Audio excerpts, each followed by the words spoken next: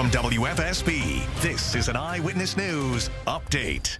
Good morning. I'm Tracy McCain. Here are your top stories. Today, a suspect charged with killing a man in Summers is expected in court. State police say it happened at a home on South Road and say multiple people were there at the time, including 2 children. We're told the kids were not hurt. Investigators still have not released a motive or the name of the victim.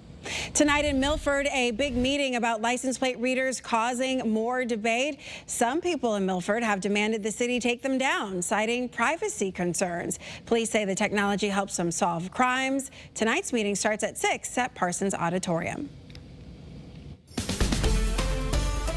Good morning, everyone. It's a beautiful day ahead as any early low cloudiness and fog continues to burn off. So bright all day long. And it is going to be above average, but it gets comfortable as the day progresses. So if you started off feeling great, well, it's going to stay that way. If you started off, especially southeast and east, feeling muggy, well, you'll feel better as well.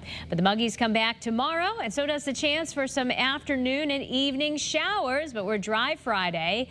Saturday's in flux. We could be beefing up that rain chance or kind of keeping it as is. So definitely some uncertainties surrounding the timing of rain over the weekend. So keep checking back with us.